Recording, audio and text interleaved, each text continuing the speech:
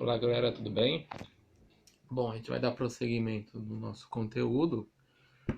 Semana passada a gente falou sobre a hidrografia, né? Algumas características de bacias hidrográficas, até mesmo de rios, etc. Falamos sobre foz, tipos de foz, tipos de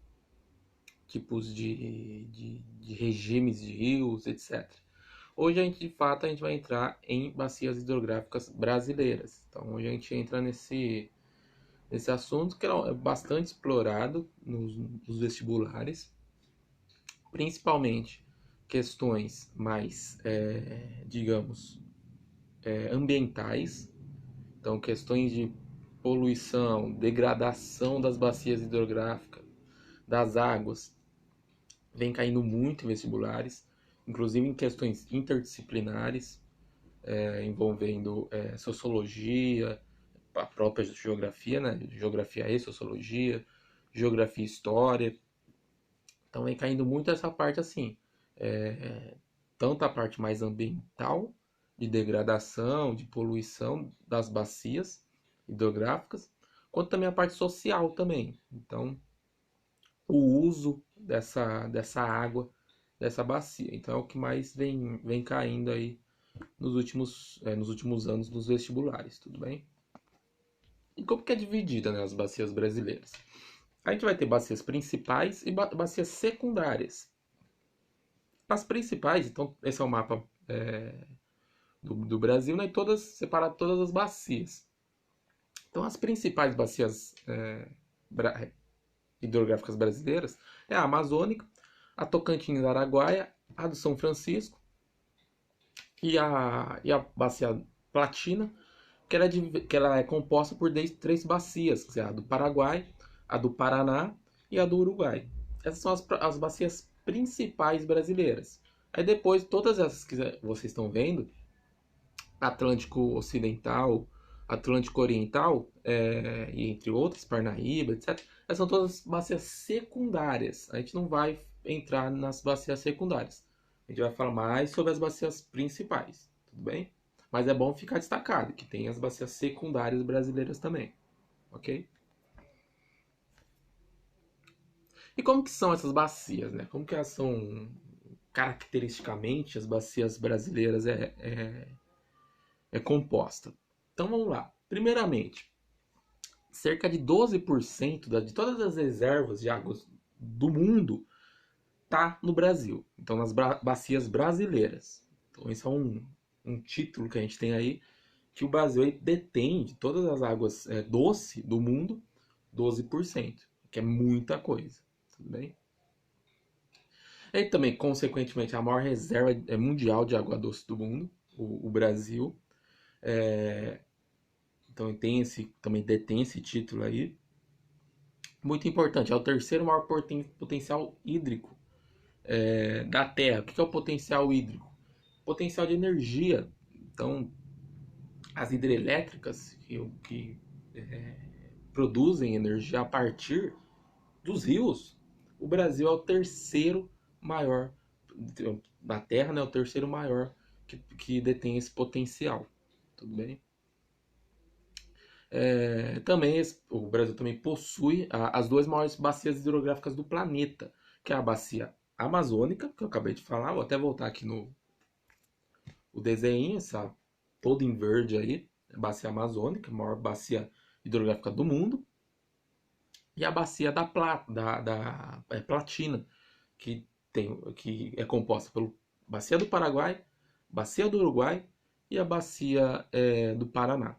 Tudo bem? Então o Brasil detém essas duas maiores bacias hidrográficas do mundo. Como que são os rios brasileiros? Perenes, a gente viu isso aí semana passada, são rios que não secam, então em momento algum do ano eles secam, eles continuam sempre cheios. Volumosos, então os rios brasileiros eles têm essa característica de ser muito volumoso, então tem uma grande quantidade de água, bem profundo, rios largos também, então tem essa característica. A maioria dos rios brasileiros tem a foz em estuário, então quase 95% dos rios brasileiros, a foz dele é em estuário. O que é o estuário? Que ele tem um canal apenas. Ele deságua, na hora que ele desaguar, quando ele deságua em apenas um canal. Tudo bem? Diferentemente da foz em delta, que tem vários canais. O Brasil tem foz em delta? Tem. Mas são muito poucos. Um dos exemplos é o Parnaíba. O Parnaíba ele tem uma foz em delta, mas são muito poucos. Acho que não chegam a 5 rios no Brasil que tem a foz em delta. Então a grande maioria é em estuário. A drenagem exorreica. O que é exorreica? Rios que desaguam diretamente no oceano. Se tratando de Brasil, o Oceano Atlântico. Então todos os rios brasileiros desaguam no Oceano Atlântico. Tudo bem? Até porque a gente não tem saída em outros oceanos. A nossa única saída de litoral é o Oceano Atlântico. Então também o Brasil só tem drenagens exorreica. Rios de Planalto. Aqui tem uma coisa muito interessante. Tem duas diferenças. A gente muito se fala em bacias hidrográficas, etc. Que é o rio de Planalto e o rio de Planície. A planície é uma área mais plana. Ou seja, então você vai ter uma área bem plana assim. Os rios de planície, geralmente eu vou tocar um pouquinho mais para frente nesse assunto. Por ser plano, são rios ótimos para navegação. Então você tem plano, você pega seu barquinho lá, você consegue navegar ele sem problema. Ele não tem quedas d'água. Tudo bem? Isso é o rio de planície. Planície é um relevo, é um tipo de relevo. A gente vai ver mais para frente no conteúdo. É um tipo de relevo. O rio de Planalto, na verdade a gente já viu, né? Então aquele que a gente viu da planície, ele é mais plano. O Planalto, ele é aquele que a gente já viu em relevo, ele tem quedas, os planaltos. Então vai ter quedas. O que vai acontecer em rios de Planalto?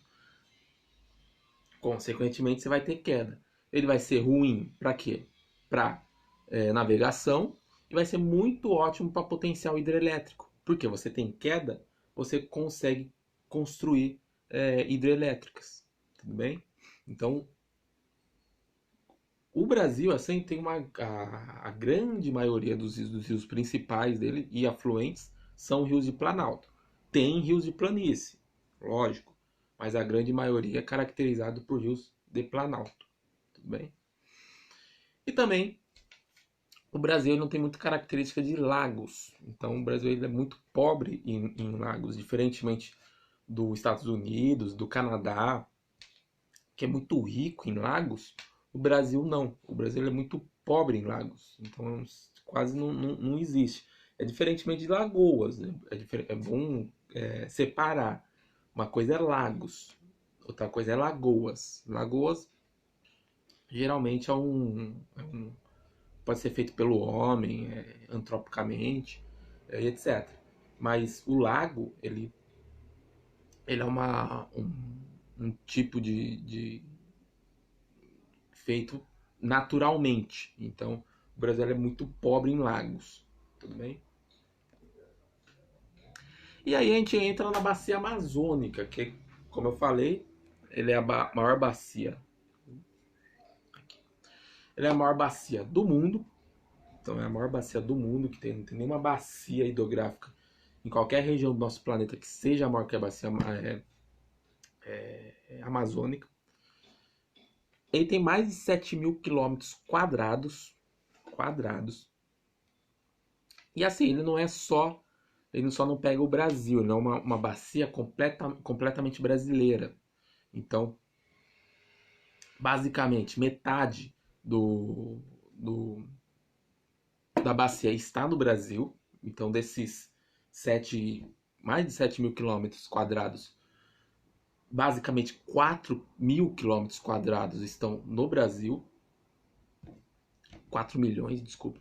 Estão no Brasil, então a grande parte da bacia amazônica está no Brasil.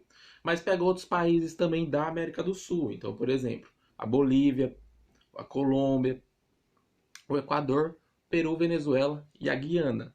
Então esses países também vão ter trechos da bacia amazônica. Então não é uma bacia 100% brasileira, não é.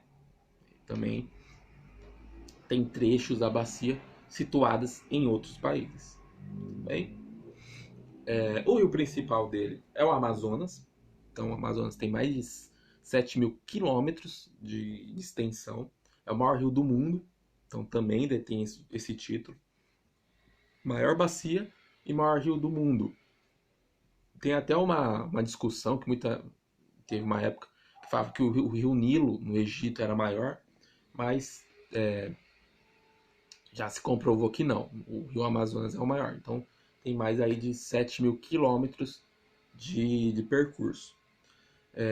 Ele também não nasce no Brasil, ele nasce na Cordilheira dos Andes. É tanto que, como eu já falei na aula passada, o regime, da onde ele se alimenta de água, vem tanto de regime pluvial, que é o regime das chuvas. Então, o rio Amazonas ele se alimenta tanto das águas das chuvas quanto do derretimento de neves. Então, o derretimento da Cordilheira dos Andes, das geleiras da cordilheira, também alimenta o rio Amazonas, principalmente os afluentes. E aí os afluentes desaguam no rio Amazonas. Então é o que a gente caracteriza como um regime misto. Então ele tem tanto águas oriundas da chuva e também da neve, do derretimento da neve. Tudo bem? Para vocês terem uma noção do tamanho do rio Amazonas, de largura, tem áreas, tem partes do rio Amazonas que chegam até ter até 10 quilômetros de largura. Então, você pegar numa margem e lá na outra margem e olhar, você vai ter 10 quilômetros de largura. É muito grande mesmo. Em épocas de cheia, então que o rio sobe, a margem dele, o tamanho em largura dele, pode ter chegado até mais de 30 quilômetros. Então ele é enorme, enorme, enorme mesmo. E aqui vocês estão vendo um mapa, né, da região. Então vocês estão vendo bem centralmente é o rio Amazonas. Esses riscos, né, esses riscos azuis que vocês estão vendo, que convergem nesse rio mais central, é os afluentes. Então, por exemplo, o Tapajós, o Xingu, o próprio o Rio Negro, o Rio Solimões. Então, todos eles vão desaguar no rio Amazonas. Tudo bem? E aqui uma área mais também, vocês veem o, o rio Amazonas em si, né, todo composto fechado por floresta, né, a floresta amazônica em si, bem densa, né? A gente vai falar também sobre vegetação nas próximas aulas, então é bom já ir se situando. Algo interessante de falar é que ele é muito utilizado para transporte. Então, por ser um rio de plano, o Amazonas é um rio de planície, então um rio plano. Ele é muito utilizado em transporte dos moradores locais, dos ribeirinhos também. Então, vocês já devem ter até visto essa imagem de um barco, né? E não só esses barcos maiores, como barcos menores também. O rio Amazonas também é muito utilizado como um transporte local. Tem um grande potencial hidrelétrico, mas principalmente por causa dos seus afluentes. O Amazonas ele é plano, então não tem muito potencial hidrelétrico, como eu falei. Se ele é plano, você não tem condições de colocar uma hidrelétrica. Em rios de planalto, que é mais possível colocar hidrelétricas, por quê? Porque tem quedas d'água. Mas o que acontece nesse caso? Os afluentes do Amazonas que são rios de planalto. Então, é neles que estão o potencial hidrelétrico da bacia. Tudo bem? E um dos exemplos de bacia, também um dos exemplos negativos de bacia, é muito discutida essa questão de produzir energia elétrica na região amazônica, porque toda a questão de interferência ambiental, de degradação. E um desses exemplos é a usina de Balbina. Ela foi construída na época do regime militar, né, da ditadura militar. É, teve uma grande degradação, porque quando você constrói uma usina, você tem uma grande degradação em volta da usina, porque alaga tudo. Então você tem uma grande perca de flora e fauna. E ela tem um potencial muito baixo hidrelétrico. Então, é tanto que chamam ela de pior usina hidrelétrica do país, porque é muito reduzido. Não conseguiram dar tanta potência hidrelétrica para ela. Então, é praticamente uma catástrofe aí hidrelétrica no país. E um exemplo mais recente é o Belo Monte. Belo Monte, como eu falei, mais recente, já um projeto já desde a década de 80, e só no governo do PT, do Lula, da Dilma, que começou a se construir de fato. Ele é um complexo hidrelétrico, né? Ela é construída no rio Xingu, fica no Pará, e fica próximo da cidade de Altamira. Vocês veem que teve essa primeira imagem, é a foto dela, já construída, e imagem de alguns protestos de indígenas. Perto do rio Xingu fica aldeias indígenas da própria reserva do Xingu. E teve os prós e contras, né? Os prós. Sempre tem a questão econômica, que fala que aumentaria o poder econômico da região, geração de empregos, o suprimento energético também da região. Então, esses são os prós. Os contras. Impactos ecológicos, sociais, tanto na vida da população indígena, quanto na vida da população dos ribeirinhos, que é a população que mora na beira do rio. As mudanças de paisagem, como eu falei, quando você constrói uma usina, se alaga em volta dela e, consequentemente, a perda de flora e fauna local. Então, espécies de plantas, espécies de animais, você mataria, tudo bem? E qual que é a realidade? Então, vocês têm os prós e contras. Qual que é a realidade disso, então? O que aconteceu? Lembrando que a última turbina da usina foi colocada em ativamento ano passado. Então, ela já está em pleno funcionamento. Qual que é a realidade entre os prós e os contras? Por exemplo, de 11 mil potencial megawatts de potencial que era esperado, só 4 mil megawatts até agora está sendo produzido. Então aí, ó, você já vê uma quebra aí de estimativa que se pensava que ia ter. Outros casos também, assassinatos por ano, você vê assassinatos por ano aumentou. População de Altamira, que é a cidade mais próxima, foi de 98 para 170 mil. Reprovação escolar, evasão escolar, o preço do aluguel aumentou também, acidentes de trânsito. Então tudo você vê que tudo teve um aumento pós o funcionamento, a construção o começo da construção da usina de Belo Monte. Então essa é a realidade. Teve os prós, os contras, e essa é a realidade do que realmente aconteceu. Tudo bem? Para vocês terem uma noção, aqui nesse ponto aqui fica a usina, nesse ponto vermelho que vocês estão vendo, e a terra indígena fica muito próximo dali, ó. Então a terra indígena de Paquiçamba fica muito perto do reservatório. Esse reservatório que eles falam é a área alagada, que eles precisam alagar. Tudo bem? Então vocês veem que é muito próximo. Então, para vocês terem uma noção como essa população indígena provavelmente não sofreu com a construção dessa usina. Tudo bem?